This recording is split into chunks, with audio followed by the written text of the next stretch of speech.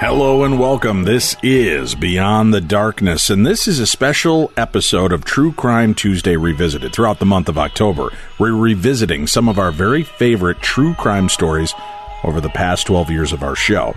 Tonight's show is very unique. As a matter of fact, it might go down as the very first true crime show we ever did. We discussed this evening the murder of John Lennon with a woman who had a very personal and friendly relationship with Mark David Chapman. She's also joined by Chip Coffey, the psychic and sensitive. This was from around 2007 and is by far one of our favorite episodes. Although not truly a True Crime Tuesday episode, we thought that because of the weirdness, the strange nature of this, and the fact that it does, in fact, end in a true crime with the death of John Lennon, you might have an interest in this, especially in the month of October. Possessed or insane? We'll leave that up to you to decide in tonight's special edition of Beyond the Darkness, True Crime Tuesday Revisited. And remember, you never have to miss another minute of the best in true crime talk radio. Subscribe to True Crime Tuesday, and everybody that subscribes between now and November 22nd is immediately entered into a drawing. On November 22nd, Tim and I will be doing a drawing.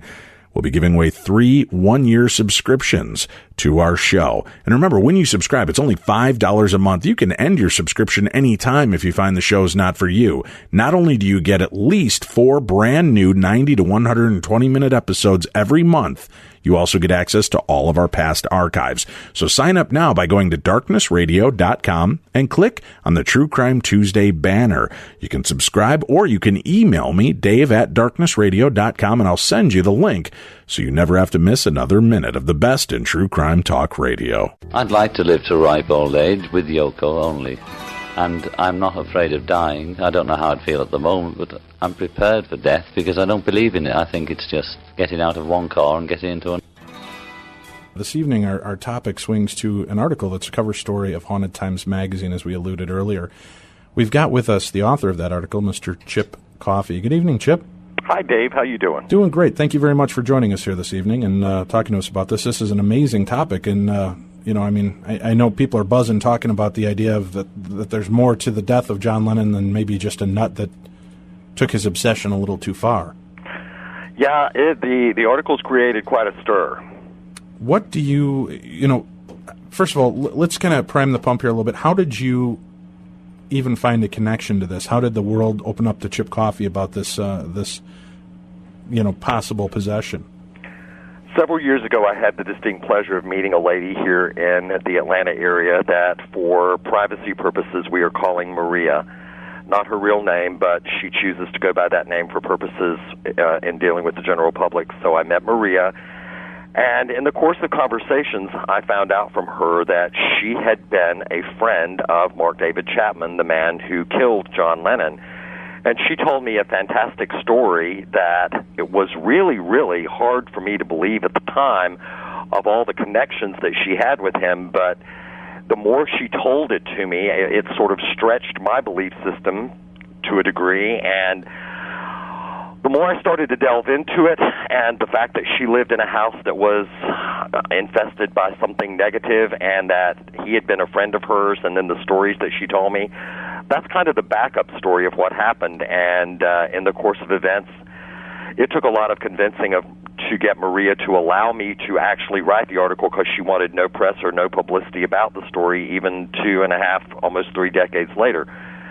But finally, she gave me permission to write it, and thus the story came about. All right. So when you heard this, though, now, were you a fan of John Lennon yourself growing up, Chip?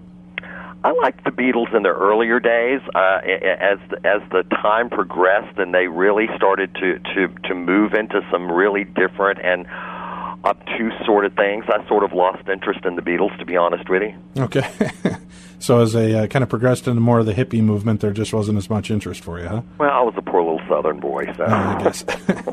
Now, you had mentioned Maria's involvement with this, so you began. Now, what inspired you to bring this article out at this point?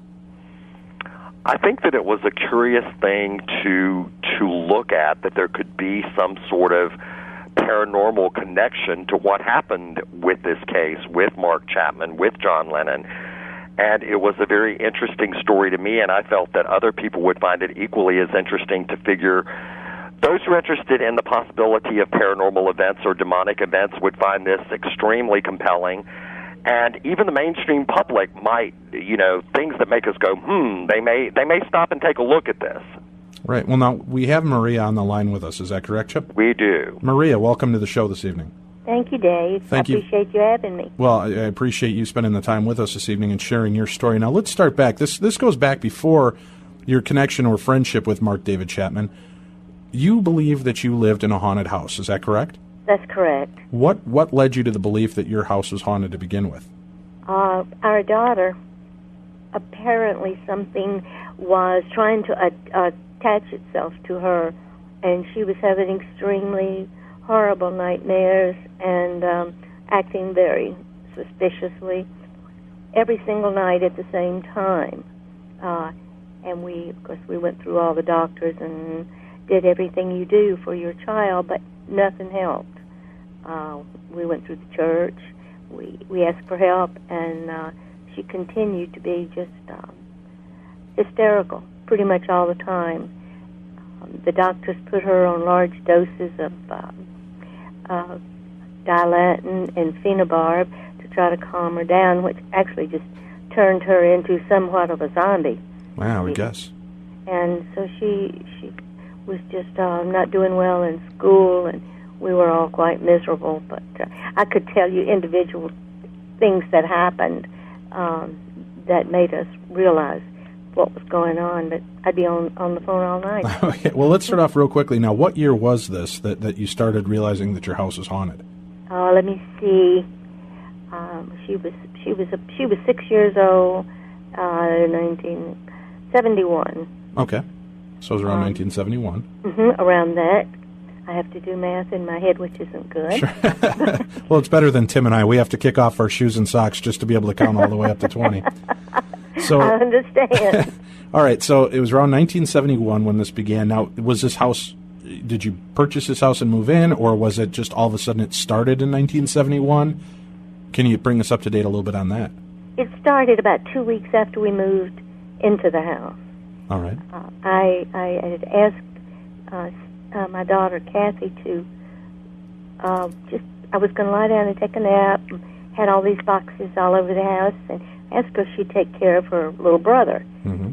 She said yes, and I lay down to go to sleep, and when I woke up, she was standing over me with the bathroom scales, and she dropped them on my face. Wow. That was the first thing that happened, and that was so out of character for her, and she didn't ever remember doing it. Okay.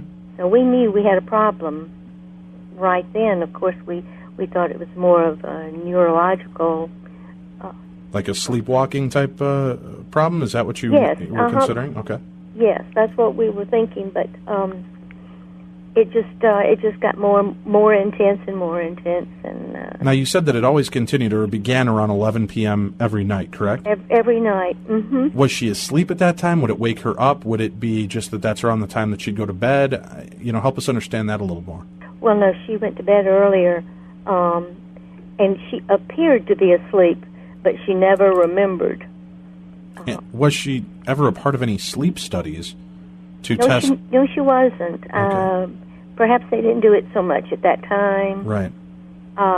She did see 2 neurologists, and I would think that they would have been the one to conduct a sleep study.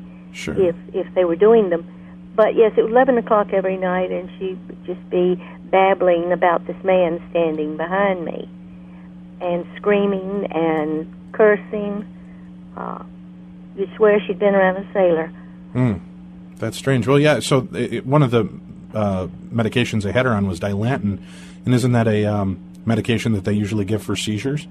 That's right. So did they think that maybe there was something like a seizure-like activity going on the brain that was causing this to happen? That's what they thought. Okay. They thought she had psychomotor epilepsy. Okay. And they had the petit mal seizures. But she never, as far as I know, she never had a seizure. All right. And I had never heard of psychomotor epilepsy. Now, it seems in medicine there's always some kind of crazy big name for something little going on, right? Well, I really, I wondered if they had just named the particular illness as we went. That's right. But anyway, that they gave her Dilantin, and it just made her just almost catatonic. Now, did you see that was actually helping, though? Was it taking away the night terrors or the problems that were occurring at 11 o'clock? It would for a little while. Okay. And then it would start again. And we left that house to go to New York, and she was, amazingly, she did beautifully in New York. Oh, so the minute you took her out of that area and that house, the problems all seemed to fade away. It did. And, moving a child from the South to New York, you would think would be real catastrophic. Right. But she did beautifully, and she had none of these episodes, that's what we call them because we didn't know what else to call them, while she was in New York. Okay. Not a one. Now, when you were there, how long did you live in this home? 7 years. Okay, so you were in this home for 7 years with this activity going on. Now, had it affected any of the rest of you? Were any of the rest of you sensing anything in this home malevolent or evil aside from the actions of your daughter? Well, my son was he was 3 years younger than Kathy, and he was terrified. He would tell me that he'd wake up in the middle of the night and she'd be standing over him with this frightening little smile on her face. Okay. And one night, I didn't sleep well, and I heard her moving around, so I got up, and she had a pillow over his face. Oh, my. So we changed doctors once again, and more medication, and we never did seem to find that correct combination of drugs to keep her level. Okay, but those were still surrounding her. I mean, did any of the rest of you ever feel a cold grasp or hear a voice or strange knockings in the wall, anything else to lead you to believe that there was anything else going on in the house aside from what was happening to your daughter? Well, I smell cologne a lot, and I have seen objects move on my server, move from one end to the other and then off onto the floor. Books came off bookshelves. All right, so there was definitely some other haunting stuff going on. Not just her. And there were so many people who came into the house one time and refused to ever come back in it again. Well, although nothing happened to them, it was just that feeling. Right. Chip, let me ask you real quickly, now being involved in the paranormal and a paranormal investigator, now we come into this little girl's life at around the age of 7, and for 7 years, which seemed to be during the teen angst years and coming into puberty and hormones, isn't that what's usually equated with poltergeist activity that surround young girls like that? Lots of times it is. You're absolutely correct. It's one of those things that seems to, a lot of that sort of activity seems to center around children. And now at the age of 14, when they move out to New York, everything seems to subside. Do you get a feel, as a psychic and a medium yourself, do you get a feel that, some of it may have been from her own angst, her own energies that were kind of throwing out there and causing all of this insanity to go on around them? Well, first of all, let me back up for a second and tell you that the year, Maria, you moved into the house in 1971, correct? That's right.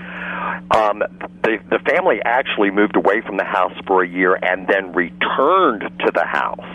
Okay. So that's the way it happened. They moved away from the house to New York in 1976. So they were away during the time that Kathy was, if we do the math, she was about 8 or 9 years old at that time, and then came back within a year after they left to go to New York.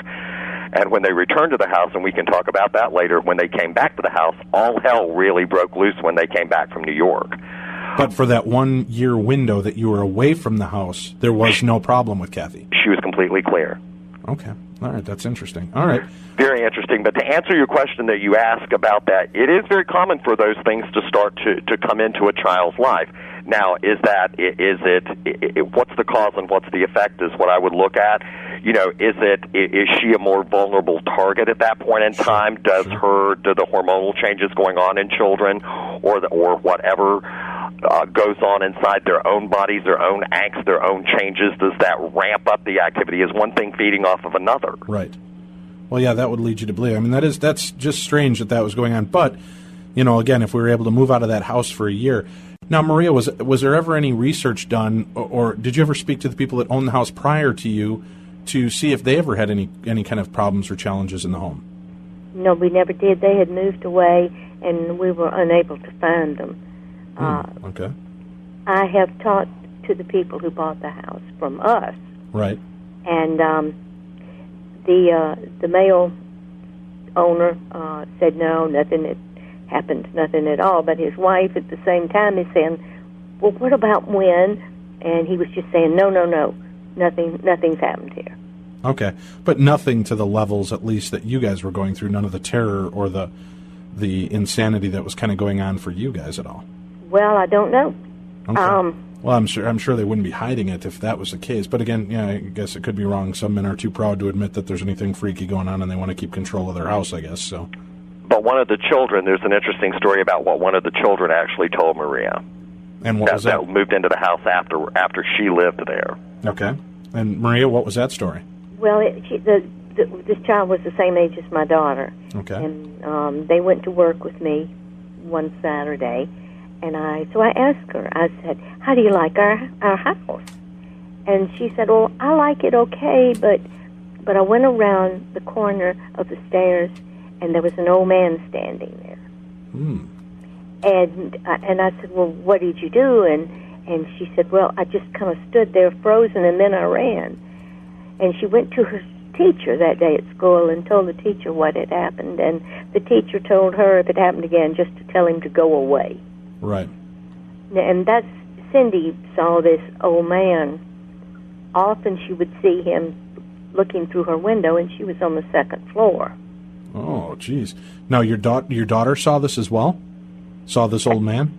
Yes, she did. Okay. And did she feel he was the man that was frightening her all the time at 11 o'clock? Was he? And if so, what was she saying he was doing? Well, she didn't remember the 11 o'clock terrors. Okay. It was after we left our house completely, it started coming back to her. But while we lived in the house, she didn't know. She'd wake up in the morning and be exhausted, but she would have no idea what had gone on during the night. But she did have memories of this man at other times? She would remember that there was an old man, but not until we moved. Okay. Except when it was happening. And then she would be screaming and crying and cursing, and she'd say, Mom, there's an old man standing right behind you. How did that make you feel? At first did you think your daughter was just overly imaginative or nuts, or how did that strike you at first? Well, at first I just thought she was having the night terrors. Okay. Just like you say, maybe poltergeist activities, and I began corresponding with a Dr. Roll at Duke University, and he helped me a lot understand what was going on from a psychical point of view. After so many doctors, I finally decided that it really was not something physical. Right. Okay. Well, were you fearful for your own safety when you started seeing things move around the house yourself? Not really. I was so worried about the children. I never was. Okay. I didn't think about myself too much. All right. Well, that's good. I guess, as long as you were that much in control. Now, you said that you went to the clergy and you went for help. Did you have blessings done on the house? Did you have exorcisms done on the house at all? What all did it entail of what you reached out for help? We had a Catholic priest come to the house and bless it. One day when she was at school, I didn't want to put her through anything as traumatic as an exorcism. Well, my husband would never have agreed to it anyway. Okay. But he blessed the house, and he left her a cross. And she came in from school, and she said, "Oh, what is this?" And I said, "A very special friend brought it to you." And she immediately got a hammer and a nail, and she nailed it over the door to her bedroom. Okay. And that was unusual because we're not particularly religious people. Mm-hmm. So for her to take that and then, that very minute, and hang it up was quite interesting. She felt very safe with it. And did that help stave things off for a while as well? No, that really didn't. Did it seem to inspire the evil spirits or the dark spirits or malevolent spirits, whatever you want to call them? Did it incite them or get them a little bit more riled up after this blessing happened? I honestly don't remember. I don't think so. All right. Well, now, probably a lot of people are wondering at this point, well, what does your haunted house have to do with the death of John Lennon? So let's start off now bringing us into this a little bit, Maria. You came into knowing Mark David Chapman in what year? 72. Okay. 1972. He was the youth counselor at the YMCA camp during the summer, and both my children went there. And he took a particular liking to Kathy and taught her to swim and did archery and all the type of things that she had an eye-hand coordination problem. Mm-hmm. And we didn't think, well, we were told by the doctor that she would never be able to catch a ball, ride a bike, but Mark taught her to do all those things. So, of course, we were very fond of him. And right. he began spending a lot of time with the family, almost becoming part of the family. And that's how we met. That's how we met him, and how he came to be at the house quite a bit. So he started with your family in 72, getting to know them. At what point did he become integrated into your family as such a close friend? Almost immediately. Okay. Well, sure, I would say as a parent, as soon as you start seeing results. Now, I just have to ask this as a parent myself, and in this day and age, were there any concerns about the relationship between your daughter and this older boy? No, there were not. Okay. For the most part, they were only together. When I was there, there were a few times that he was with her alone, but I never had any problem. Never even occurred to me that he would do anything. Okay. All right. So there was no fear of molestation or any problems. Okay. And again, I apologize. I don't mean to be crude with it. I just am curious because I know a lot of people that are listening are probably feeling and wondering the same questions that we're dealing with as well. So, I think if it were now, I would be much more concerned. But at that time, it didn't seem to be so prevalent, and we thought so much of him. It never occurred to me that he might do something like that. Now, do you notice at this point, any correlation with things starting to progress at your home, getting more problematic as Mark David Chapman becomes a friend of the family, or was it pretty much just the same attacks at all times? It was pretty much the same, and I never talked to him about it. That was mainly because my husband kept telling me, there is a reason for this. There is a logical reason if we just find it. And I never brought it up. I never brought it up to anyone. So, no, it didn't increase until after we came back from New York. Okay. And then it was much worse. For those of you that are just tuning into The Darkness on the Edge of Town, our guest this evening is Chip Coffey. He's a psychic. He's a medium. He's also the author of an article in Haunted Times magazine about the death of John Lennon and the tie-in that perhaps John Lennon's murderer, Mark David Chapman, was possessed by a demon. And Maria Simpson is a friend of Chip's here, and she's on with us. And she actually has, as we've just mentioned, a tie with Mark David Chapman. Her daughter, who was a special needs child at the time for coordination, was going to the Y, and Mark David Chapman was one of the youth counselors who took time with her, taught her how to throw, how to do a lot of things that doctors said she would not be able to do. So he integrated himself into your life and into your family and into your friendship. And at no time you ever, there's just some people you get a feeling that are just off, Maria. Did you ever get a feeling around Mark that he was not all there? Not until he moved to Hawaii. And then came back for a visit. Then we saw a radical change in him. But prior to that, when he was having dinner with us and we were canning beans together and that sort of thing, the only thing I knew was that he was basically a sad person. He was depressed and didn't quite know what to do with his life. But that's not unusual for a young man. Well, now, in 1972, how interested in the Beatles and John Lennon was Mark David Chapman at that point? Oh, he was just he was obsessed with them. He absolutely loved them, and he had their tapes in the car. And if we rode anywhere with him, we listened to the Beatles. Okay. But did you feel that there was any more insanity in that as any other teenager of the time over rock and roll music? I don't think so. I remember the same hysteria with Elvis. Right. Know? All right. So now he's into your life for a couple of years, and then now you said you lived in that house for about 4 years, then moved out for 1 year? Yes, that's right. Now, when you moved out of the house, were you still in contact with Mark Chapman, or had it already started to fall apart, or not fall apart, but had the separation begun already? No, we talked on the phone during that time, and he was doing some volunteer help with Vietnamese children and finding them homes. And where was he located at this point? He was up in the north somewhere. I really have forgotten. Okay, so at what point did he move away? Did he move before you moved to New York? He moved while we were in New York. Okay. And then you're gone for a year. Mm-hmm. You come back to this haunted home.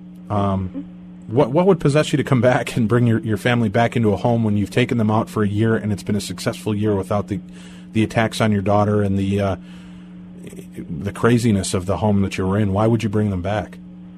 There again, my husband just said, "Oh, it's nothing." Okay. It's just, and I couldn't convince him there was something going on. Well, Maria, you know well enough that men never listen. I'm sorry? I said you know well enough that men never listen, right? Isn't that the way that it usually goes with these cases, that the women and the kids are the ones that typically in cases that have this sort of activity, they're the ones that are the women and the children are going, yeah, there's something going on, and the men are going, nah, there's nothing going on. Yeah, that's right. You know, it's just something we haven't found the answer to yet. Now, I'm sorry. Go ahead. Well, I wanted to move when we came back, but he was not ready. So when we did finally leave, then everything's been fine since. Great. And he has to question it now. Sure. Well, now you moved out for the year. You came back to the home. Now, did Mark Chapman come back into your life? Did he move back down? Because you were in Georgia at the time, correct? Right, yes. Did he move back to Georgia again? Yes, he came back home. I don't think he was able to handle the emotional upheaval that these children were going through. He was just he was so gentle and so sympathetic with everybody and everything that he just couldn't handle the emotional impact. Okay. So now let's start to escalate the story a little bit. Now, was he spending nights at all at your home? He has spent nights with us. Was he there to witness the attacks or I don't know, Chip, do we call them attacks that were going on to her daughter, or was it just the activity around her daughter? I think Maria uses a great word, and that's episodes. Okay. Oh, nothing happened when he was there. Really? Yeah, nothing happened, and I never told him that things were different when he wasn't there. Was he aware of the idea that you thought the house was haunted? No, he was not. Okay. So, Chip, I'm curious at this point. Now, this girl feels some kind of kinship and security with this man, Mark Chapman. Right. And he has gone out of his way to help her. He's definitely getting through. He's helping her do things that doctors say she would not be able to do. And when he stays there for the night, there are no episodes. Very curious. Does this, in your professional opinion as a paranormal investigator and as a medium and psychic, what type of correlation do you see with this? I don't know that I really. This is the first time that question's ever been asked. So, bravo to you for asking that question, because it never even occurred to me to explore it to that level. To ask if Mark had stayed overnight in the house, it never occurred to me to ask that question. And hearing that information certainly makes me have one of those moments to find that information possibly relevant, possibly, and at best, very curious for the fact that while he was in the house, nothing occurred. Now, did he have a strong religious background, do you know, Maria? He became very religious when he was in his teens. So while you knew him, he was in his religious state, if you will? Okay. Yes, he was. So I wonder if maybe you said that your family wasn't necessarily religious, correct? Right. So maybe he was bringing in some form of protection in his own enlightenment or connection with whatever God he believed in, Chip. I mean, what's your thought on that? Actually, from what I understand, he attended sort of an evangelical, almost a tent meeting style revival, and that while he was there, the minister was doing, baptisms or savings or something, and Mark became very, very active with the church and his belief in Jesus. He became, what at that time was called a Jesus freak. Okay. All right. So, well then, yeah, I mean, that begs the thought that then if maybe something was that evil, and this man was so compassionate at the time that he brought in some form of protection, maybe not just for himself, but for the entire home. Now, isn't that kind of a strange dichotomy too?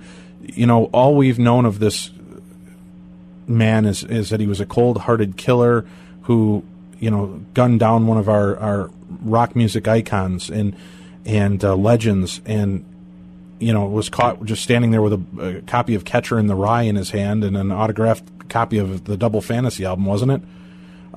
It's so strange to think that this guy came from maybe a more enlightened stage at some point. He really, from that perspective, I see where you're going with that, but one of the things that you have to understand is that throughout all this, Mark continued to be very, very troubled and was searching for answers. And even during this time period, Mark suffered from psychological, psychiatric problems from the standpoint that he always had this group of what he called his little people around him. He was very obsessive-compulsive with that whole thing. He was like the Lord God and Master of this group of little people that supposedly resided in the walls of his home, at his house, his family's home. He had a troubled childhood, with troubles with his father, and a father who was abusive to him and his mother. His obsession went to the Beatles. His obsession went to the whole idea of the book The Catcher in the Rye. So Mark had a lot of deep-seated psychological problems at the same time, and in his search for answers, I guess that begs the question, was that enough to really protect him or save him? Because in the long run, it just, his belief system wasn't evidently strong enough to do that. So, but at some point, how old was he when he believed that he was the Lord and Master of the little people in his walls? Perhaps Maria can answer that better than I can, but I'm thinking from early teens on through the time, practically to the time that he killed Lennon. Oh, really? He did. When he was quite young, in his teens, he had these imaginary friends, these little people that he talked to. And I felt like he was talking to himself, an alter ego type situation. All right. Because it was always very positive, what he would say to them and the replies that he got. And it wasn't all the time. He would mention it occasionally. But for the most part, he was very kind, very gentle, always for the underdog. Very interesting. Well, we're going to take a quick break here, Maria, Chip. Thank you very much for joining us, and thank you all for tuning into The Darkness on the Edge of Town. Our show this evening is we're exploring the possible connection with a possession of the murder of John Lennon, Mark David Chapman. We'll be back with more with Chip and Maria right after this. John Lennon was brought to the emergency room at the Roosevelt site, St. Luke's Roosevelt Hospital, this evening, shortly before 11 p.m. He was dead on arrival. And as soon as the word of the shooting was out, carried by radio stations across the city, his admirers started to gather. Their reaction was one of disbelief. He's not dead. They're just saying that. The doctor just announced it? Yes, but I don't care. They're just saying that to get people to leave. He's not dead. John Lennon can't be dead.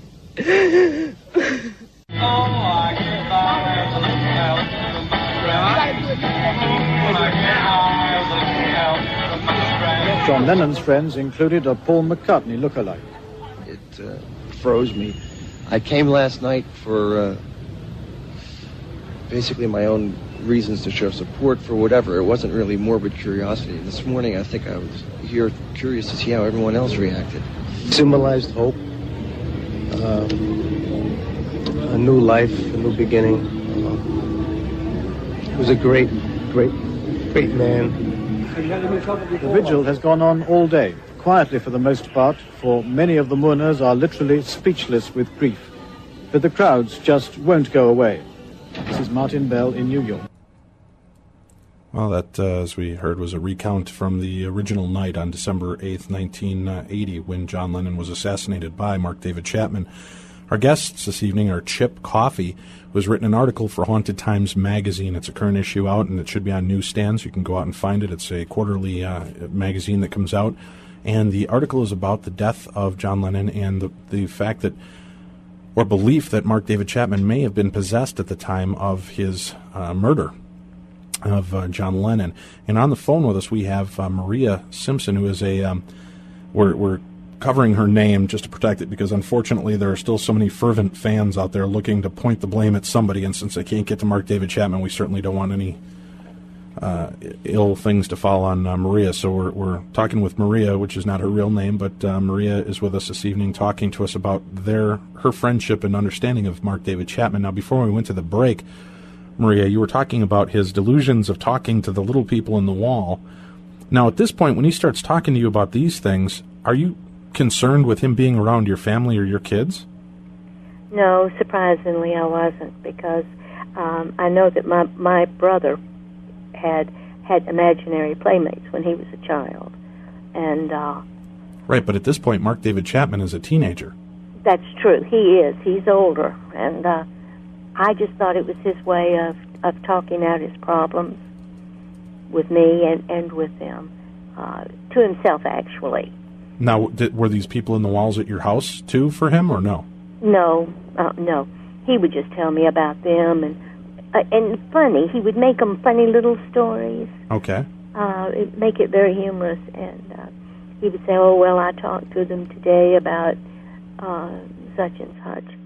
But it was not a big deal. He didn't say much about it, and it didn't seem to have affected him in any way as far as normalcy is concerned. Now, if I look back on it now and am not involved with him as I was then, I might have thought it through a little more. Oh, it was the 70s, and we were all a little bit more laid back then, Maria. We'll give you some understanding for that. Yeah. Now, let me ask you, Maria, so how long were you close with Mark David Chapman? Well, we moved in about 7 years. We left the house, and he had moved to Hawaii. Okay. And he gave me an address and told me he was going to live with a Reverend Anderson. And I wrote to him every week at this address, and I never received a reply from him. And so then, well, that was actually before we moved. I came home one night to this house, one we're discussing, and he was sitting on the stoop in the back of the house. And at that time, he had changed drastically. Now, how long had he been gone for? Well, golly, let me think here. Maybe a year. Okay. Now, you're saying he changed drastically. Did he change in appearance, demeanor, almost. Both? Okay. The expression on his face, and just the demeanor, the way he carried himself, and the way he spoke was real frightening. And my daughter hid behind me, and my son too. He was crazy about him also, and they didn't want anything to do with him that night. One of the things that was mentioned in the article, if I can interject for a second, Dave, is the fact that at this point in time, Mark had tried suicide. He had gone to Hawaii. He had tried suicide. He had become involved with a young woman in Hawaii whose name was Gloria. And interestingly enough, in a twisted sense of homage to Lennon. Perhaps Gloria was also of Asian or Japanese. I think she was Japanese as well, ethnicity. He became involved with her. She eventually ended up being his wife. And on this visit that Mark made to the Simpson home, it was very curious that his nickname during the time that the kids worked with him was Nemo, N-E-M-O, and they called him that out of a reference to the Jules Verne novel 20,000 Leagues Under the Sea, Captain Nemo. Mm-hmm. And Maria called him, "Oh, Nemo, it's so good to see you," and his reply was, "Don't call me that. Don't ever call me Nemo again," to which Maria said, "Why don't you want to be called Nemo anymore?" And he replied, I'm going to let Maria tell you what he replied. He says, because Nemo means nothing. It means zero. So, okay, well, we won't call you Nemo anymore. But that was just one example of the way he had changed. He was very angry about it. Now, as I'd heard in previous interviews, now, was this at the time you had somebody with you as well? I did. I had 3 small boys who belonged to a celebrity here in Atlanta. And one of them was a junior. And when I introduced the boys to Mark, and he went crazy. He said, "Who would ever name their child this?" And I said, "Because this is his child. He's named after his father." Right. But he was hysterical. Why in the world would? And he was bothered that these children were there, correct? That's right. He didn't know them, and all of a sudden there were 3 extra children, and he was just completely unbalanced that evening. Well, let me ask you this before we go to the break here, Marie, and I'd like you to think about this, and we'll talk about it when we come back. Okay. As I heard you mention that on other interviews, and I hear you mention it tonight, I'm just curious. Do you think that maybe Mr. Chapman had something a little more sinister in mind for you and your family when he came there, and when there were more people than he expected, it kind of threw him? Now, I don't want you to answer that now. We'll talk about that when we come back. All right. All right. You're listening to the Darkness on the Edge of Town Paranormal Radio Show. Our guests are Chip Coffey and Maria Simpson, talking about the death of John Lennon and the attachment that Maria had with Mark David Chapman in his younger years. We'll be back with more of this amazing interview right after this. I hope you're enjoying today's special presentation of Beyond the Darkness, True Crime Tuesday Revisited. This was certainly one that goes down in our memory banks as one of the most bizarre and unusual stories, going back to one of the very first years of Darkness Radio. And this story will remind you that the scariest stories are true. We'll be back with more Beyond the Darkness, True Crime Tuesday Revisited right after this.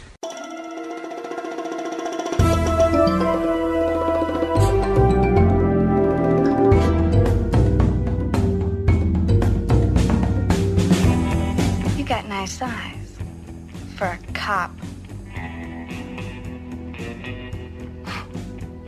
And I'll bet your mother had a loud bark. Beyond the Darkness.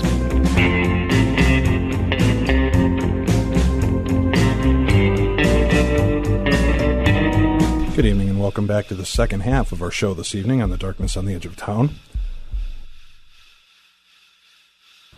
Before we went to break, we had an interesting conversation going with Maria Simpson, who she was friends with Mark David Chapman in the early 70s, prior to the murder of John Lennon, and he was a big part of their family.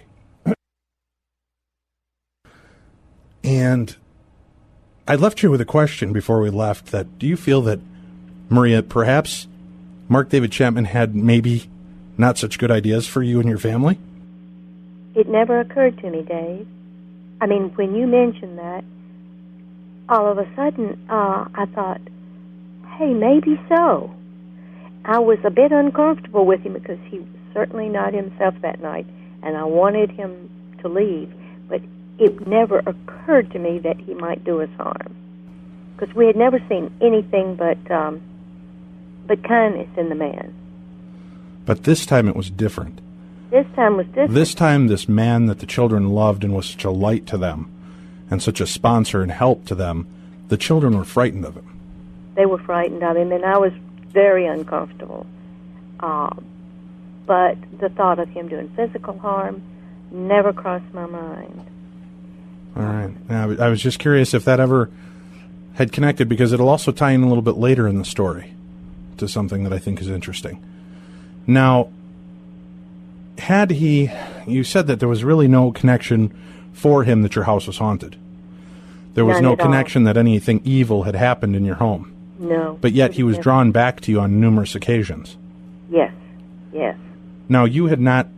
Okay, he came back for the one visit. How often did you see him again between then and the death of John Lennon? I didn't see him at all. Had you heard from him again? No, not anything. Okay. We did hear... Our neighbor next door told us that about the time of Lennon's death, he came and sat in our swing in the backyard all day. And we had moved by then. And that's what I was just referring to. Now, let me cross that again. He came when back to your home? About the time he went to New York. He obviously had come from Hawaii, and he came back to our home, and the swing was still there. And he sat in the swing for such a long time. And I've always wondered if I had been home, would I have been able to have prevented this?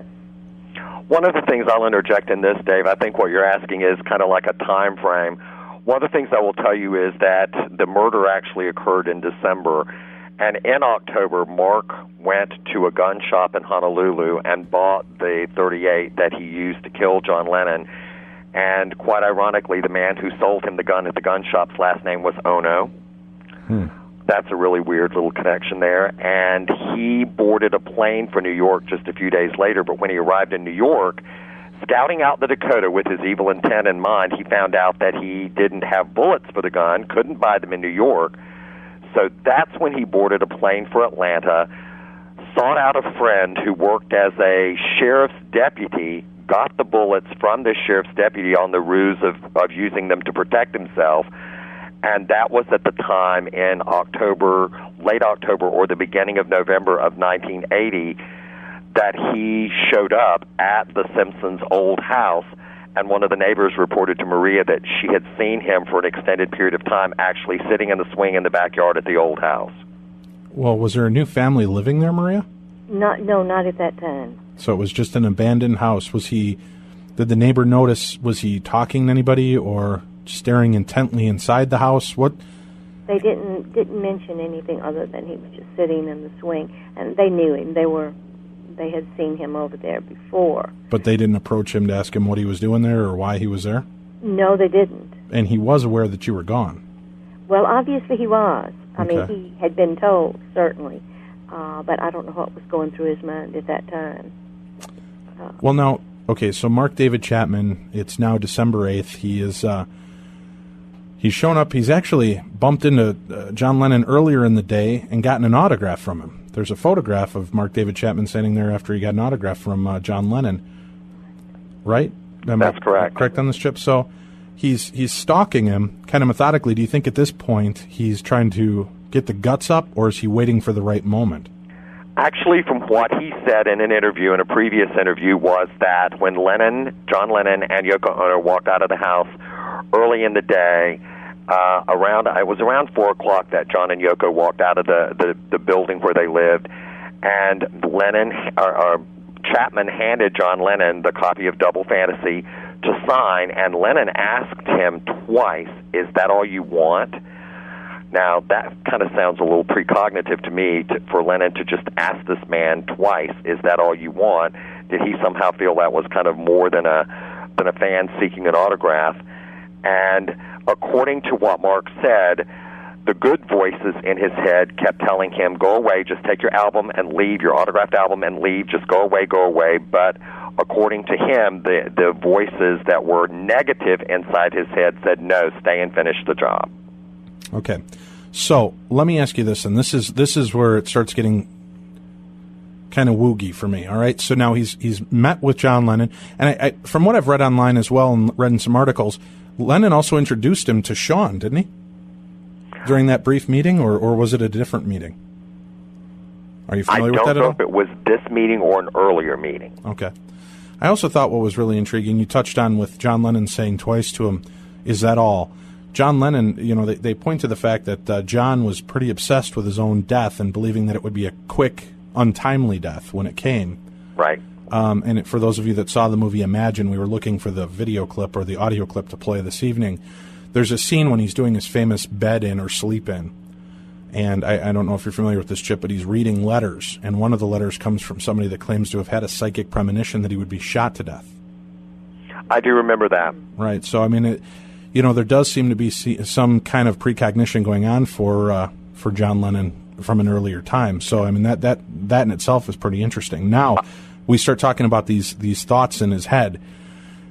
Now, at what point does Mark David Chapman start to blame it on a possession?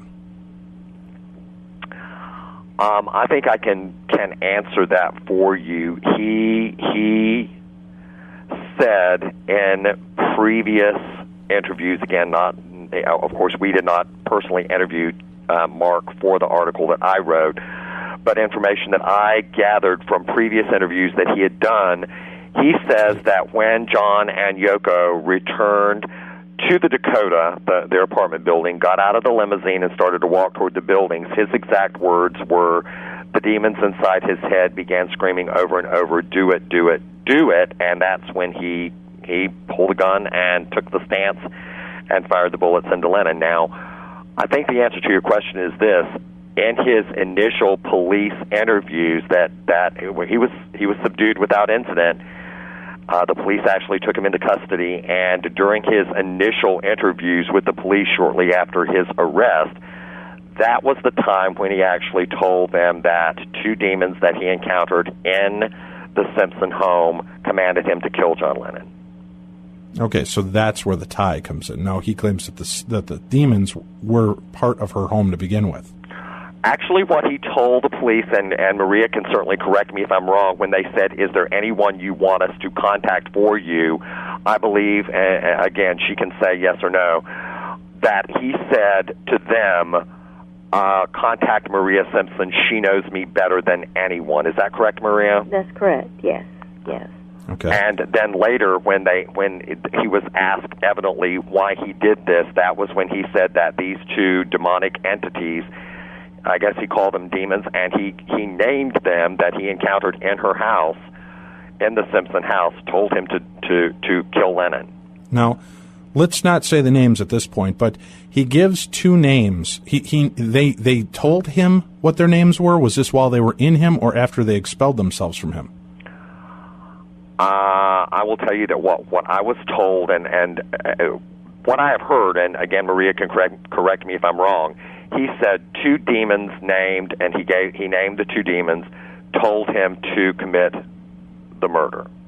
Okay. Well, so evidently, at this point in time, I don't know if he was claiming that he was possessed. I don't know that he ever was possessed, or at that point in time, if he was possessed or was just oppressed. I don't know. I don't know the technicality there. Now, on the line with us, we do have demonologist, psychologist, and paranormal investigator Adam Bly. Before I bring Adam on, though, after hearing your interview where you named the two demons, and the reason that we're being reluctant, and I'll ask Adam about this again to mention the names, after the two were named on the radio show that I heard you interviewed on, and that I heard somebody had contacted the host of that show claiming that the two demons that were listed were in fact from the book, the Satanic Bible.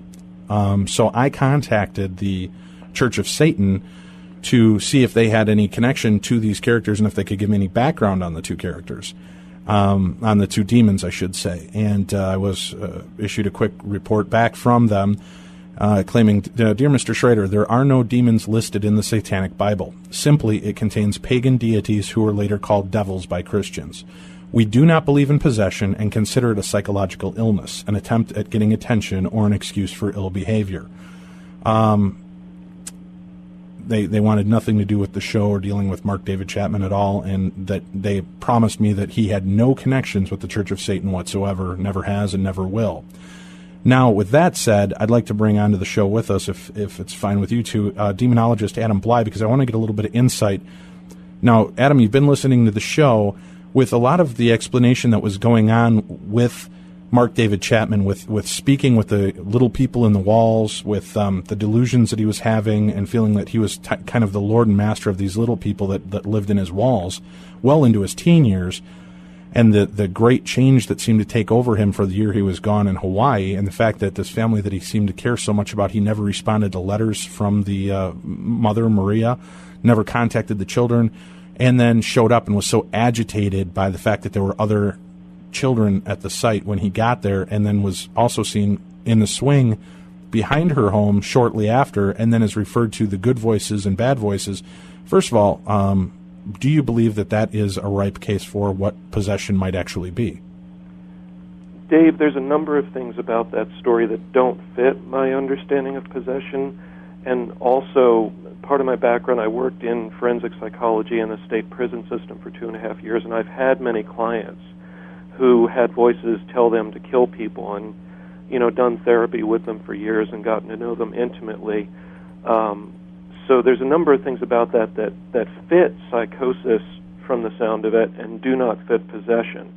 I would ask, though, how old was he when he went away and had this change in personality?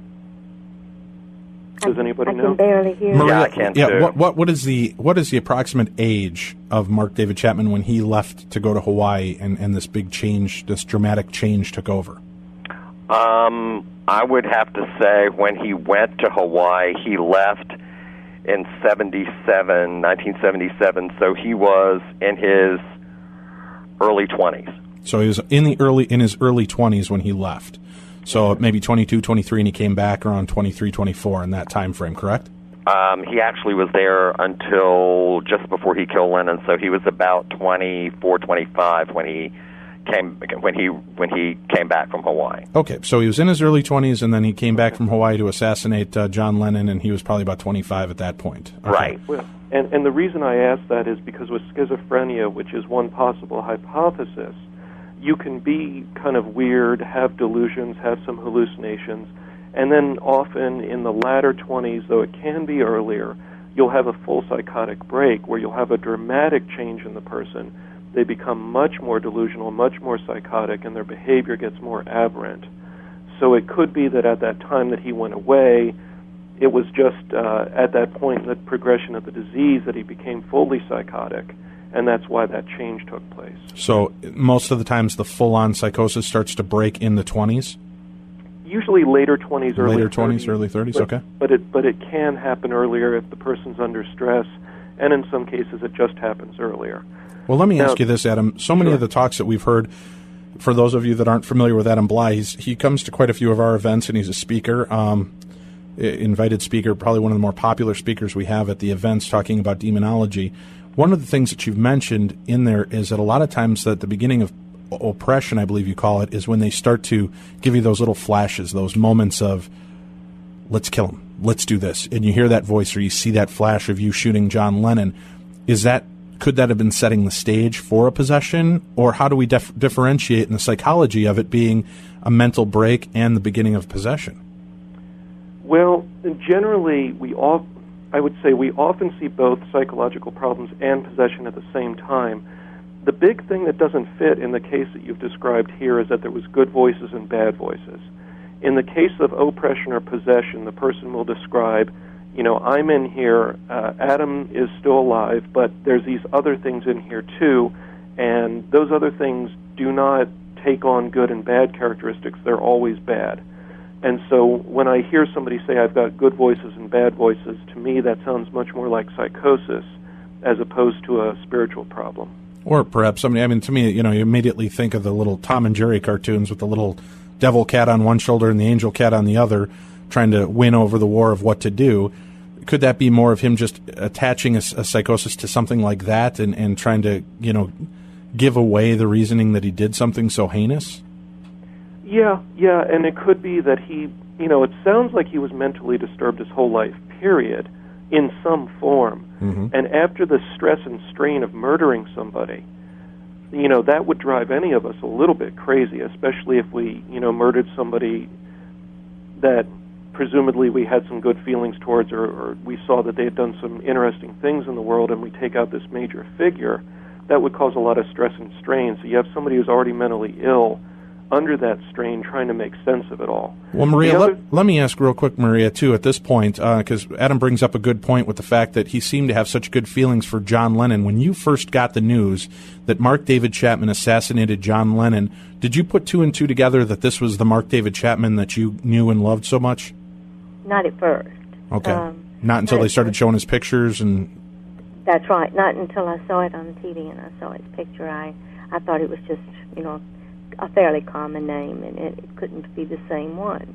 Now, do you believe, with as much as this man loved John Lennon and the Beatles, do you still have trouble rectifying in your head why he would go ahead and kill John Lennon? Yes, I do. But I truly believe that what happened in Hawaii when I was not able to reach him is what was the turning point for him, and he had started planning coming back to kill him. Okay.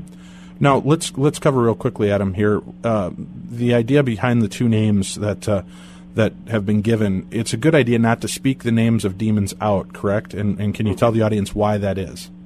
Well, in this context, there's two reasons. One, you don't want to give recognition, which is basically a term of, invoking the name of spirits or demons because you're basically calling them. Either to yourself or to the location that you're in, and we don't want to be saying those over the airwaves. But two, more importantly, undoubtedly there's some listeners tonight who are interested in demons, might have some misguided ideas about them, and if they heard the names of particular demons, might then go and try to conjure those demons or use those names in rituals, which, if they were real demon names, could lead to them getting hurt.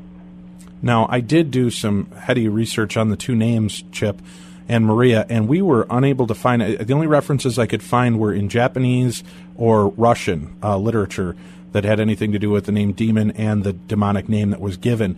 And unfortunately, I couldn't translate the pages to understand what it was, and it may have just been a text error that I wasn't even picking up the real connection of those two words. But from the demonologists we've spoken to, there is no mention of those. Now, Adam, let me ask you this. The demons claimed to have told him who they were. What's your thought on that, of demons giving up that information? As far as I know, a demon would never give up its real name to somebody because that gives you power over the demon to an extent. Certainly as humans, we don't have any power over demons. But let's say you were in a proper religious exercise of trying to expel a demon. If you had its name, you would have a much greater chance of expelling it. And so a demon will never give up that power to others except under extreme duress. What they do commonly do is give a fake name or claim to be some very mythic, powerful named demon from the Old Testament to sound very important. But they would almost never give their real name. They would give a trickster name. Well, let me ask you this, Adam. Are people that have mentally unbalanced lives, are they a little bit more susceptible to something like an oppression or possession? That I don't know, because we don't know enough about the way God decides who's going to be allowed to be oppressed and who isn't, and how much culpability somebody who's mentally ill has over their choices.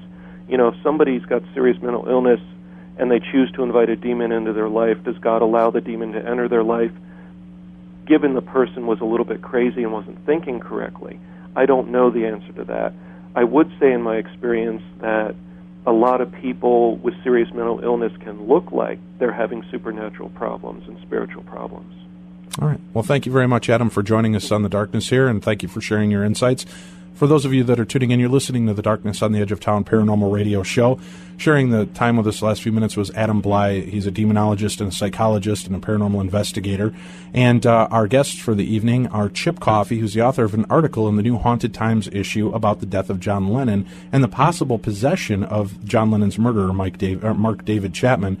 We're also speaking with Maria Simpson, who was a close friend of Mark David Chapman and was one of the few people that Mark wanted to speak to after the death. Well, the reason I wanted to bring a demonologist in is because of the different things that were popped up with giving out names and such like that, and I wanted to see, try to shed some light on if, in fact, demons were in him, would they have given real names? And as we heard from that, most times they don't give that because it's too easy to expel a demon at that point. Now, I'm curious, do you know Chip or Maria possibly at all with his obsession? I mean, there was also another very famous person that's out there, stalker, murderer, who was very obsessed with the Beatles. And do you know, did Mark David Chapman have any connection at all to the Manson family? Not as far as I know. No, nor I. Okay. Yeah, I was just curious if that would have played into effect at all as well. One of the things is that he idolized John Lennon. It was, again, the whole dichotomy of things with Mark. He loved John Lennon, but he was very resentful of the fact that Lennon was becoming a multimillionaire by doing the things that he did, with saying he was a strong proponent of peace and love, and yet he was becoming rich. So Mark resented that fact that Lennon was, on one hand, his hero, and on the other hand, betraying in some way the people by becoming rich in his work. Okay. So he felt... Now, I remember at the time that this came out, one of the things that they talked about was the possibility that he felt he was John Lennon. He actually signed his name the last time that he signed out of work in Hawaii. Right. He signed out, when he signed his time card, he signed John Lennon and then scratched through it. Okay. So, do you when you talk to him, Maria? Now he, at this point, he's assassinated an icon in American and English popularity. Did the police contact you when they said, "Oh, you should talk to Maria Simpson. She knows me better than anyone"? They did call me, yes. And what was it that they were hoping to glean from you at that point? Just about vaguely what you have mentioned tonight. What kind of appearance and how was he acting the last time I saw him, which had been quite a while. Right. And did I have any idea that he was planning this ghastly deed? But I didn't know. I didn't. And that was really pretty much all that they wanted to know. Now, did you find it strange that after all these years of not speaking with you, that you would be the first person he would send the police to kind of attest to his character? Oh, yes. I've thought that many times because he had two very close friends, as well as his parents, that I would have thought he would have given them their names. But when he was with me, I saw just one side of him. I saw the kind, gentle. Well, I wonder if maybe that's why he was sending them to you. That's right. So that, because you were the last one to know him in the kind, loving, gentle person that he was. Exactly. Now, he just dropped the gun and just stood there waiting, right? When the police approached him, he just said, "I'm unarmed, please don't hurt me." And he was just taken into custody very simply. That's right. It's amazing that he had signed his name, John Lennon. That's really kind. I remember now reading that, but I hadn't thought of that before. Had he lost his own personality and taken on Lennon's, and did he think he was killing someone else at the time? I don't know what he was thinking then. What was going through his mind? Very strange behavior. Did you you've spoken to him since his arrest, correct? Yes. How many times have you spoken to him? Twice. Okay. Now, have you exchanged letters at all, or contact with him in that form? Not up until this time, no. Okay. I haven't. When you contacted him, or when he talked to you, I take it he was in prison at that point. What did he want to talk to you about? Did he reach out to you, or did you reach out to him? He reached out to me because he called when my children had the same birthday, and he called 2 years on their birthday and chatted about how they were doing and just what you would expect from anyone else. I know they're growing up. How old are they now? And that sort of talk. But from what I understood, that he is very lucid sometimes, and then he is he's not at others. Now, when you got this call, did you think it was strange to be hearing from him again, reaching out to you? And was, when you made this call back to you, did it seem like he was Mark again? He was Nemo? it seemed like he was Nemo again. And so much of the connection that we had was our mutual love of the children. So it didn't surprise me much that he would pick that day to get back in touch. One of the interesting things, if I can jump in here again, you asked if he sounded like Nemo at that point. Mark, lots of people have asked, two things I want to put in here is that lots of people have said, well, maybe Mark claimed this so that he could get a not guilty by reason of insanity defense plea. Right. And originally, that is exactly what the plea was, not guilty by reason of insanity. He was examined by many psychiatrists who claimed that he was definitely delusional, but the consensus of opinion was that he was competent enough to stand trial. But 2 weeks before the trial was scheduled to start, against his attorney's advice, Mark changed his plea from not guilty by reason of insanity to guilty. So that would sort of... Now, did you say he did that on his own accord, or did he do that with the advice of the attorney? I'm sorry. He did that totally against his attorney's advice. Okay. One version of why he did this was there are conflicting reports as to why he made this decision. One says that he did it because God wants me to do it, and another version says that he said, the little voices inside my head told me to plead guilty. Okay. So beyond that, fast forward a bit to he's in Attica prison where he's been convicted and given a life sentence because there was no death penalty in New York at the time, and I don't believe there still is. He says that shortly after he was incarcerated at Attica Correctional Institute near Buffalo, that he had a spontaneous sort of exorcism that overcame him, in which the Holy Spirit came down, advised him that there were demons in him, and he said, in Jesus' name, for them all to come out of him, and that several demons came out of his mouth. And in the article, it gives a rather graphic recount of how he describes that exorcism that happened to him at Attica. Now, Chip, as you're starting to research this and write this article, and with the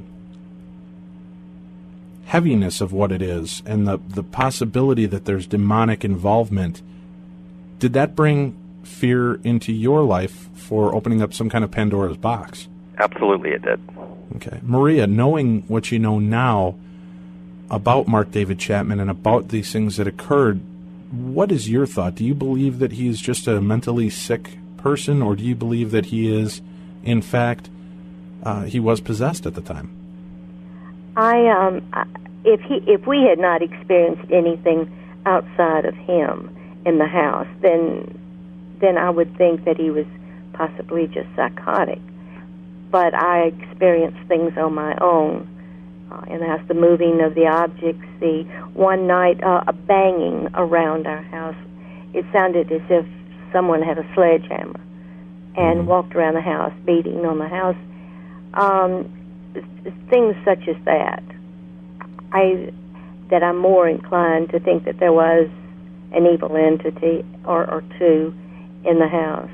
Are you afraid, opening yourself up again here 26, 27 years later to these conversations and the life that you've escaped with that type of evil entity or evil malevolent force that was going on around you, are you afraid of reopening those wounds again? Not really. Okay. Because I have such a positive life, and I believe that, positive attracts positive and negative attracts negative. That's correct. How about your daughter? Is she still having any type of effect, or has her children or perhaps your son's children felt any strange effects from any of the, has anybody exhibited similar behavior to what happened to your daughter in those years? My daughter has pretty much tried to put it out of her mind. Okay. She doesn't like... I just thought of something I want to tell you, Dave. Please. During the time that she was going through this horror, I had a psychic come to the house. This was way into the whole thing, because I finally just decided, we need to get something or someone in here rather than just a doctor. And he came to the house, And I just lost my train of thought. What the heck was I about to say, Chip? You were going to tell us where all your money was. You were going to say something about Kathy and something she experienced during that time period. Well, I'll think about it in a minute, but right now it's gone. It was something important, too. Well, then it'll come back to us. Yeah, so as we were talking about the fact that, I had wanted to know if she felt that anything is still bothering her or has anything tried to bother her children here in the future. You said she's just tried to put it out of her mind and doesn't deal with any of that, so do you believe that nothing has followed you from that home in Georgia? I have always had the ability to see dead people from the time I was small, and I still, of course, do that. But she also can sense paranormal, but it has nothing to do with that house. How are you not seeing the old man in the house then? I'm not trying to put you on the spot, but I mean, Chip, do you understand why some people would be able to see him and others wouldn't if they had this ability? I know that there have been times when I've actually seen an apparition, and some people have that are around, and other sensitives that have been there have not been able to see what we saw. There, if I see it or multiple people see it and then others don't, I don't know. I don't have any rational explanation for that other than the fact that if there was some sort of oppression going on, maybe it was there solely for the child. Okay. All right, well, that makes sense. One thing that we can add on to this, and perhaps, the most compelling part of the story that we stress on this topic is, and I'm sure there are a lot of people out there, even those people that are in the paranormal, that are saying, okay, what's so compelling about this story? The most compelling part of this is that Mark claimed that two entities that he encountered in this house told him to kill John Lennon, yet he had no knowledge whatsoever about what was going on in this house. So my question becomes, and I think the most compelling question is, if he didn't know what was going on in this house, why on earth or how on earth would he say that he encountered these entities in the house? Right. That's the most unexplainable part. Well, that's why I brought that up earlier, saying that this house seemed to have an attraction to him, and even though he didn't seem to be on the inside track or let on that he was in the inside track with Maria and her family, and nothing seemed to happen, maybe the reason things weren't happening to your family at that time, Maria, when Mark was there, is maybe they were talking to Mark. That's a possibility. And that could have been what do you think on something like that, Chip? Would you pick something up on that perhaps maybe that, was more of the reason, not so much religious protection, but maybe the fact that the entity was too busy screwing around with Mark David Chapman to mess with her daughter? I think it's a great possibility, and we brought up something, you very adroitly brought up something in your question, and that is, why did he come back to the house when he came back to get the bullets? Why did he go to that house and sit in the backyard when he knew that the Simpson family had already left that house, that it was a vacant home, and yet he came back and sat for an extended period of time in the swing, in the yard, almost as though he were drawn back to that house, if you will. Did something draw him back to that house? Why did he spend that time in the yard? Or could it have been something as simple as melancholy of returning to a place when his life was innocent and a little bit more fun and pure, and he felt a sense of love and family and connection, and maybe he was fighting through whatever this quote-unquote demon was in his mind before he made this decision to change and alter the lives of so many people. I mean, that might be another way to look at it as well, is that he went back to the place where he was most comfortable, because, again, it begs the thought that if the first person that he recommended the police talk to is Maria, there must have been some really good, strong, solid feelings for that family of love and safety that he would consider her the person to contact. Very compelling point also. Very interesting and compelling point. What was going on in that man's mind, or what may or may not have been influencing him? I don't think neither Maria nor I is here to say that the devil made Chapman kill John Lennon. We just find it incredibly fascinating by what he said compared with what was happening in that house. And that whole story, when woven together, certainly does make you, again, stop and think about possibilities of what can and might very well exist in the world. Maria, before we go into our final break, I'd like to ask you a question. With the upheaval that this man has put into your life and the the challenges and the things that have befallen him and your family as a result of it. Have you forgiven Mark David Chapman for all of this? Oh yes. I have to base my feelings for him on the time we spent together and assume that either these demons or a mental illness caused him to commit the crime. He's still Nemo to me. That's a beautiful thought. We're going to take a quick break for the final time for this evening. We'll be back to wrap up with Maria Simpson and Chip Coffey. You're listening to the Darkness on the Edge of Town Paranormal Radio Show. Hey, everybody, remember, we're closing in on the end of our campaign for Second Harvest Heartland's Halloween for Hunger. We've only got about a week and a half left, and we need your help to make sure that we hit our goal of $15,000. Second Harvest Heartland helps people right here in the heartland of our country. In America, they help the people that need our help the most. People that are starving within the boundaries of our own country. It doesn't even seem comprehensible, but it's true. This is what you can do to help. Go to darknessradio.com. Click on the Halloween for Hunger banner or email me at dave@darknessradio.com and I will send you the link. All you have to do is go in and make a donation. Any size donation helps. If you donate just $1, how many times can you say that a $1 donation will actually go to help? Well, it will in this case. $1 will help supply 3 meals for a person in need. So you might be helping to feed one of your neighbors, coworkers, friends, relatives. This is your opportunity to give back. We've talked often about the big hearts of the Army of Darkness Radio. Now's your chance to show it. Every year we do this drive, and it's very important to us. We need to hit that $15,000 mark so we can supply 45,000 meals to our friends, neighbors, and relatives in need right here in the good old United States of America. So please go to darknessradio.com, click on that Halloween for Hunger banner, and make your donation right now. You can make a difference for just as little as $1, but we'll take any size donations, 1, 5, 10, 20, 100, or a gajillion, whatever you've got and you're comfortable with. Please go make that donation and be a part of our world and help that out, because it's been such a great part of our show. We know that with your help and all of the people listening across the world, we can hit that goal and shatter it. Last year's goal was shattered. We wanted 5,000. We ended up with 13,800. This year, our goal is 15. Let's hit 15 and blow past that as well. If every one of you listening just donates $1, we will hit that goal in absolutely no time. When you're looking to buy a car, you want to make sure that you're getting real pricing on actual inventory. Unfortunately, a lot of times this just isn't the case. People configure cars online only later to find out that they're not available. So with TrueCar, you get real pricing on actual inventory. This isn't pricing offered by TrueCar, but pricing from an actual dealer. And not just any dealer, but a TrueCar certified dealer. And this is carefully curated network of dealers committed to transparency and offering you competitive market pricing.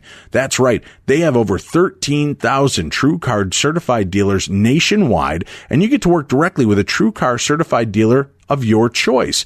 And you're likely to enjoy a much faster buying process when they connect you with a TrueCar certified dealer in your area. TrueCar users are saving an average of over $3,000 off the manufacturer's suggested retail price. So please check it out. When you're in the market for a new or previously owned car, TrueCar has over 3 million cars that have been sold, over 13,000 dealers nationwide, and over 700,000 pre-owned vehicles available right now, with that average savings of over $3,000 off the manufacturer's suggested retail price. When you're in the market, make that choice. Go to TrueCar. Some features are not available in every state, but check it out for yourself. We return you now to Beyond the Darkness, True Crime Tuesday Revisited. I had Sean, and I just knew immediately that it was very important to protect Sean.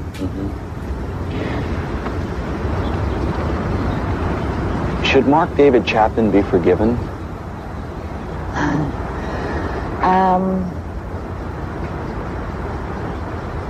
I know that the Pope went to the jail and visited the jail and forgave this person who was trying to assassinate him, something like that. But I'm not a pope, and it's very difficult for me to forgive what happened. But I don't even want to think about the person that you mentioned now, and I usually don't, because it's so irrelevant who pulled the trigger. It was that was not what was relevant. Yeah. The fact that John's gone is what we're living with. Imagine there's no heaven. And that was the words of John Lennon's widow, Yoko Ono, as she was asked by a British reporter if there was forgiveness in her heart for Mark David Chapman.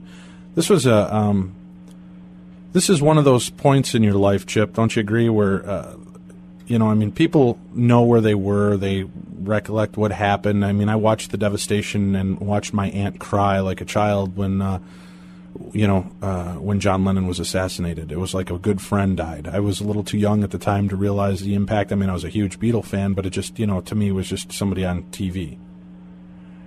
I would say that it was, John Lennon is, look at today. I mean, he's still there. It's almost 3 decades later, and, John Lennon is still such an amazing force. The Beatles changed the face of music, so their influence is still with us today. I hear, very interestingly enough, I got into the car after pumping gas at the gas station the other day and switched on the radio and heard the end of With a Little Help from My Friends. So, and another whole topic is that John Lennon seems to be following me around a bit since I wrote this article. At least I'm hoping it's John and not something else. Well, I was curious about that, too, and maybe we can ask you to do that while we wrap up here with Maria. Being a medium and a psychic yourself, I'm wondering if you've made any connection or if you can reach out and see if there's any message out there that would come through for him. And Maria, I'd like to know from you as you go forward with this. I mean, you have a beautiful heart that you're able to forgive somebody that's turned your world upside down so much with the stuff that occurred, and I guess that's going to have an impact on your life and your children's life for as long as they live as well. That's what I was going to tell you about when I forgot my train of thought. Okay, well, go ahead.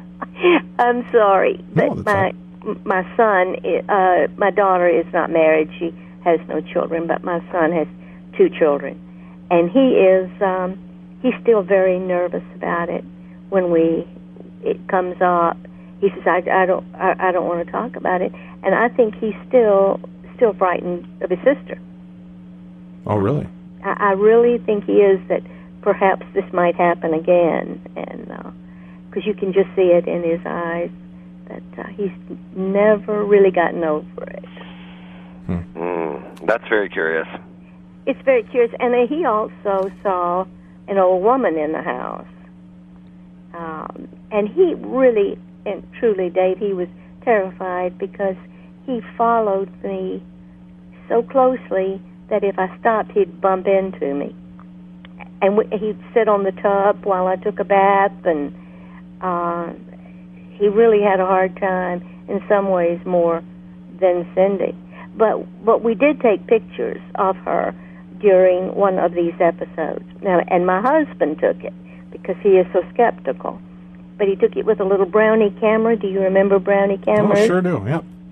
And we took a couple of pictures of her in bed, just sleeping, and then when she begins to get up and she's taking off her pajamas, and then she's on the floor on all fours, like an animal, and the top part of her body is obscured by this dark shape, her head and her shoulders, that were not explainable. I took them to Chuck Wolf at Wolf's Photo, and he didn't have any explanation.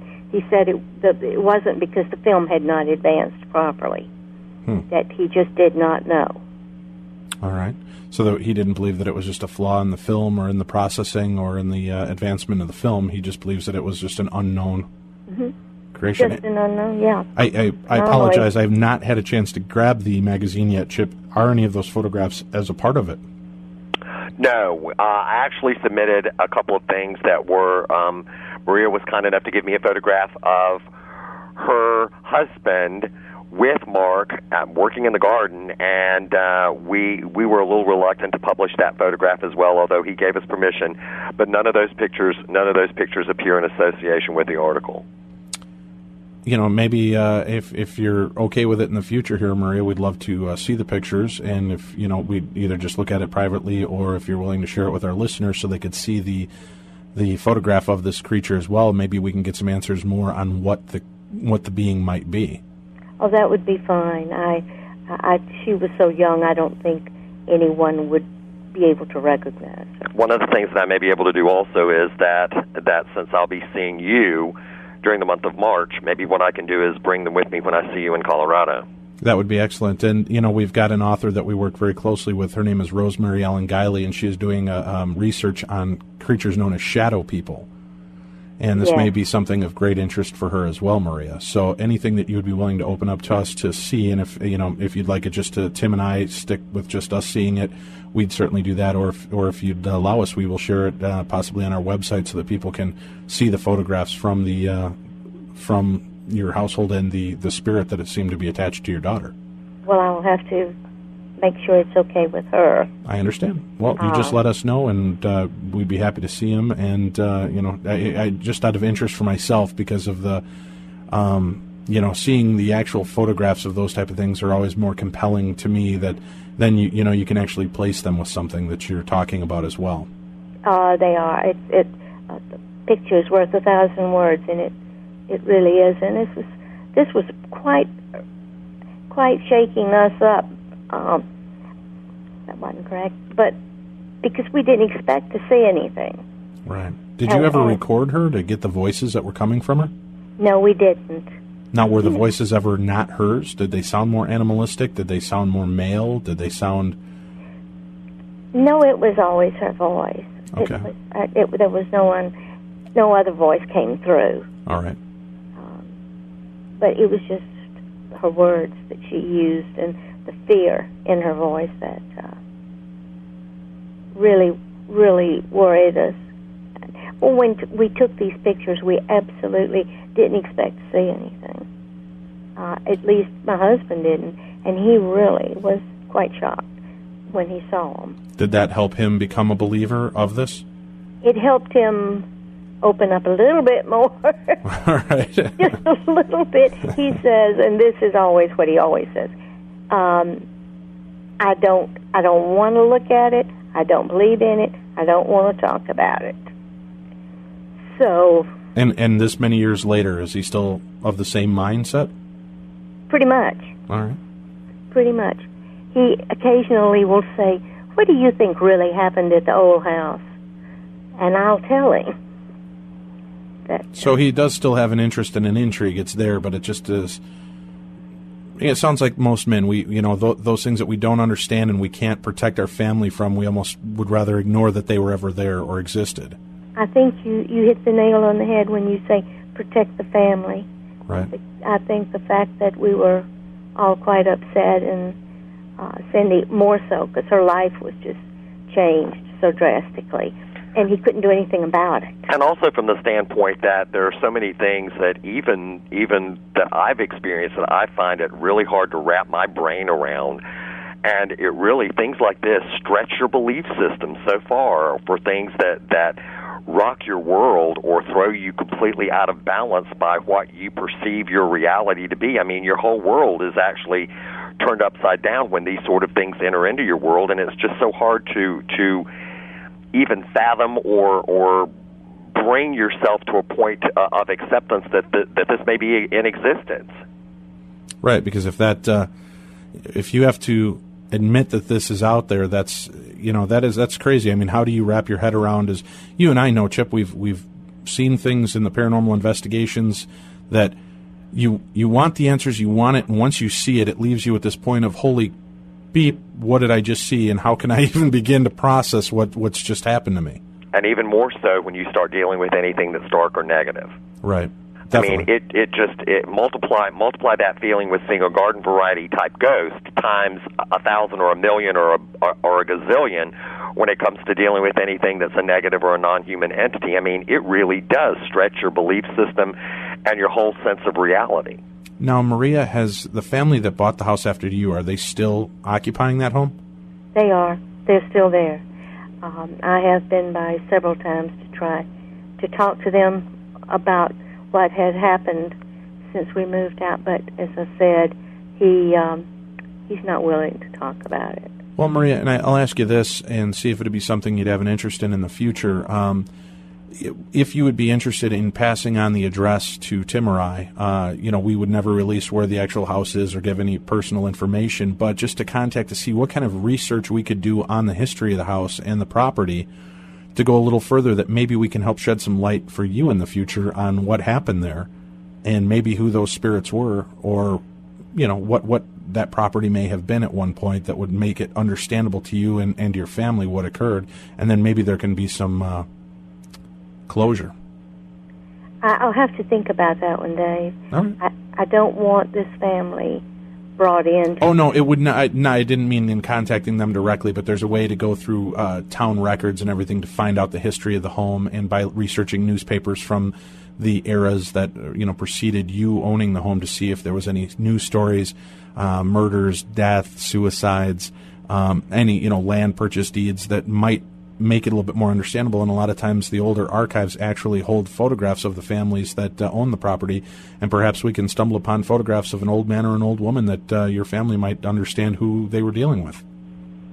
That would be very interesting. Okay. Well, you kick it around and decide if that's something that would be a good fit for you, because we'd certainly like to do our bit to try to help you get some closure. And we wouldn't do it on the radio show unless that's something you wanted to do in the future. But then perhaps we can at least help you and your family get a little bit more understanding on what happened or what may have happened in your lives. Very well. I'll think about it, and you have my number, and you know how to get in touch with me. That's right, Maria, and thank you very much for spending your time with us this evening. And Chip, before we head out, we have about a minute left here on the show. Do you get any sense from John Lennon about what's happened and with the hubbub that surrounded his death and subsequent legend that's grown from it? Interestingly enough, everywhere I would go after I started delving into this article, there would be things Lennon around me, photographs, people wearing T-shirts, people doing projects at colleges where I would go. So it almost appeared as though he was trying to send me a signal that I really do feel from a psychic standpoint that Lennon is very much still present, and he is still a spirit for the good. And I feel like he's happy that finally somebody's bringing some sense of clarity to what's going on with this case, or opening it up again. And quite honestly, I think John Lennon's happy that he's being remembered and happy that his name is still being spoken and that there are people that still revere and idolize him. Right, I think maybe his ego takes over a little bit. 27 years later, and I mean, a lot of people still feel the pain as though it happened yesterday. That's an amazing impression. He certainly changed the face of music and the face of the world.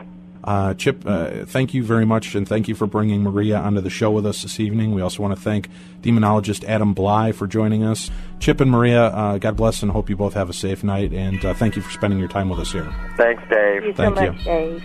We hope you've enjoyed today's special edition of Beyond the Darkness True Crime Tuesday Revisited. Remember, you can hear brand new episodes of True Crime Tuesday delivered to you every Tuesday by signing up. Go to darknessradio.com, click on the True Crime Tuesday banner, or you can send me an email at dave@darknessradio.com, and I'll send you a link to the banner so that way you can go in and subscribe. It's only $5 a month. That gives you 4 brand new 90 to 120-minute episodes of the best in true crime talk radio. Plus, you get some I Knew a Murderer, you get some Dumb Crime, Stupid Criminals, and more. So check it out now. Don't wait any longer. It's time to subscribe to the best in true crime talk radio from the people that bring you the best in paranormal talk radio. For Tim Dennis, I'm Dave Schrader, and this is Beyond the Darkness.